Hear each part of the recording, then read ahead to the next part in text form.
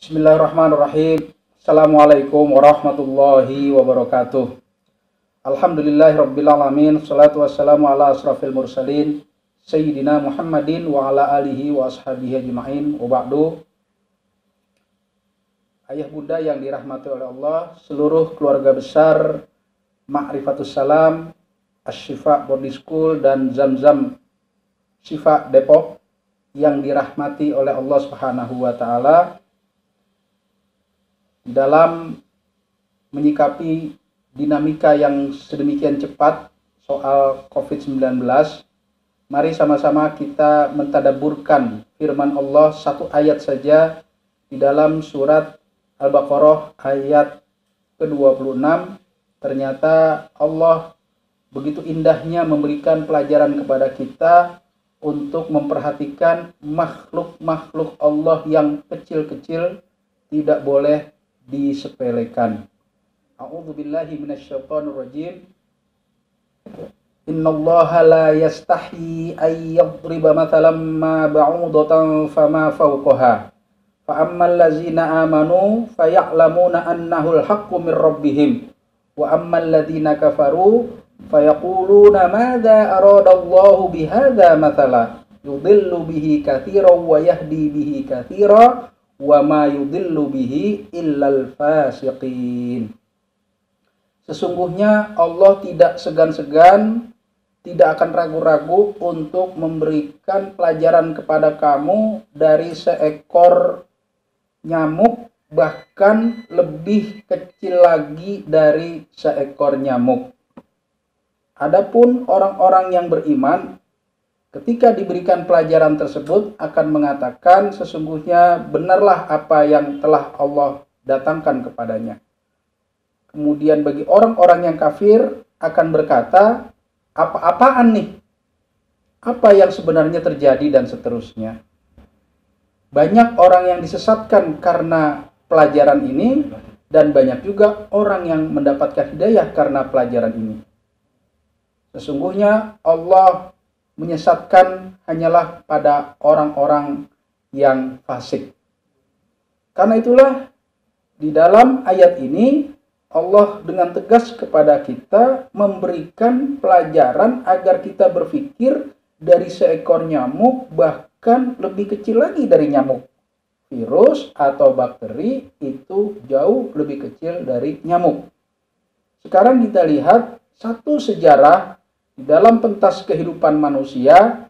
Nyamuk ketika Raja Namrud dengan pongahnya, sombongnya mengaku Tuhan dan menantang pada Nabi Ibrahim alaihissalam sebagai utusan Allah untuk beradu pasukan masing-masing.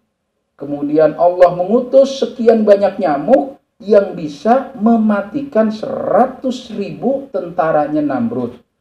Melihat demikian, Namrud baru mulai sadar dan ketakutan. Dia melarikan diri ke rumahnya dengan kunci pintu, diikuti oleh hanya seekor nyamuk saja. Dan akhirnya nyamuk pun berhasil masuk melalui rongga hidung atau telinga yang akhirnya bersemayam di otaknya Namrud. Dan pada saat itu pula, Namrud sudah hampir tidak tahan merasakan kesakitan. Memaksa dan menyuruh istrinya untuk memukul-mukul kepalanya supaya mengurangi rasa sakit. Seorang yang sangat sombong, mengaku dirinya Tuhan, berakhir dengan tragis, mati dengan sangat hina di tangan seekor nyamuk. Ketika kita kembali ke data 2019 di Indonesia, ternyata DBD itu untuk kasusnya masih tertinggi saat ini. Walaupun penyebabnya bukan nyamuk, akan tetapi nyamuk menjadi perantara si pembawa virus atau mungkin bakteri atau apapun benda-benda kecil lainnya. Angkanya sampai bulan Oktober 2019 sekitar 115.000 yang terjangkit. Sampai dengan akhir Desember berkisar 135 ribuan. Itu menunjukkan bahwa kita tidak boleh main-main dengan makhluk kecil. Walaupun seekor nyamuk, bahkan lebih kecil lagi dari nyamuk. Karena itulah Ayah bunda yang dirahmati oleh Allah, keluarga besar Ma'rifatus Salam, keluarga besar Ashifa Boarding School, dan keluarga besar Zamzam Shifa Boarding School Depok, dan sekolah-sekolah lain yang menjadi binaan Ashifa, marilah sama-sama kita mengambil pelajaran dari kisah nyamuk ini. Yang pertama, pelajarannya adalah bahwa kita tidak boleh menyombongkan diri. Buanglah segala sifat angkuh, sombong yang akan merusak diri kita. Orang yang sombong, kata Nabi, bukan orang yang pakai baju bagus, tetapi orang yang menolak kebenaran. Dia akan stagnan karena dia tidak bisa menerima kebenaran dari siapapun. Lebih berbahaya lagi kalau si sombong itu menjadi penguasa seperti Fir'aun. Dia mengeluarkan keputusannya, "Yudzabihuna abna'akum wa yastahyuna nisa'akum." Ketakutan Fir'aun lengser, maka setiap potensi laki-laki akan diberangus habis-habisan. Yudzabihuna abna'akum, Fir'aun menyuruh kepada seluruh masyarakatnya menyembelih setiap kelahiran bayi laki-laki dan membiarkan hidup kelahiran bayi perempuan apabila sifat sombong itu terjangkit kepada penguasa. Jadi sifat sombong ini adalah sifat yang paling berbahaya. Mari sama-sama kita buang. Hanya dengan nyamuk saja kita tidak berdaya. Hanya dengan bakteri saja kita tidak berdaya.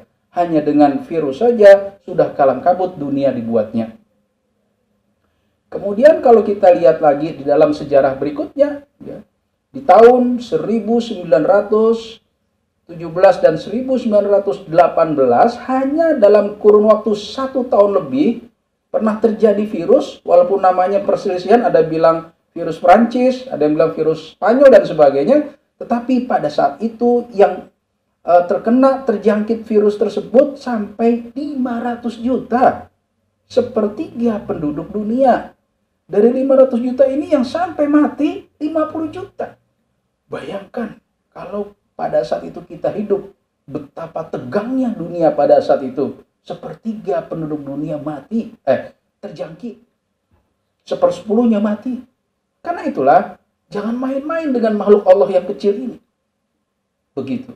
Ada AIDS, ada SARS, ada macam-macam, dan terakhir kita kenal dengan di Indonesia ini demam berdarah. Karena itulah, mari sama-sama pelajaran yang pertama adalah kita buang sifat sombong, angkuh, dan seterusnya. Yang kedua, ketika kita sudah tahu ada penelitian dan fakta-fakta ilmiah, ada hasil riset dari orang-orang ahlinya, itu adalah sebuah sunnatullah kauni, ketentuan Allah yang ada di alam semesta. Baik itu datang dari seorang ahli biologi, ahli kedokteran, ahli kimia, dan berbagai macam disiplin ilmu lain yang sudah merupakan sunnatullah kauni, marilah sama-sama kita percaya saja. Kita ikuti saja, kita taati saja. Terlebih-lebih kalau kita memang bukan ahlinya. Nggak perlu ribut, nggak perlu debat, nggak perlu menuduh. Dengan 2024 dikait-kaitkan, dengan cari panggung, dengan kelompok ini, kelompok itu, dengan dukungan ini, waduh luar biasa. Ini adalah fakta ilmiah. Mari kita sikapi. Yang kedua adalah kita terima saja hasil riset, hasil penelitian ilmiah, bahwa ada fakta-fakta di hadapan kita. Yang ketiga, ayah bunda yang dirahmati Allah, anak-anakku, santriwan, santriwati, yang kami sayangi dan kami banggakan. Yang ketiga, sikap kita adalah mari sama-sama kita menjaga ukhuwah, menjaga kekompakan, berbaik sangka, tidak perlu banyak berdebat, tidak perlu tuding-menuding, nggak ada kaitan dengan 2024, nggak ada kaitan dengan dukung-mendukung calon, nggak ada kaitan dengan panggung ini, panggung itu. Kalaupun ada keputusan WHO, bukan soal intervensi atau tidak intervensinya, soal ilmiah atau tidak ilmiah. Silahkan kritisi kalau Anda memang seorang ilmuwan. Kalau Anda memang seorang kompeten, seorang ahli kedokteran, ahli kimia, ahli biologi, silahkan kritisi. Jangan menuduh soal intervensi atau tidak intervensi. Ini di depan mata kita, sebuah fakta-fakta ilmiah. Karena itulah, Mari sama-sama kita jaga kekompakan, kita berbaik sangka, dan jangan lupa, jangan banyak berdebat. Marilah sama-sama kita berbuat untuk mencari solusi bersama agar keadaan bisa menjadi lebih baik. Assalamualaikum warahmatullahi wabarakatuh.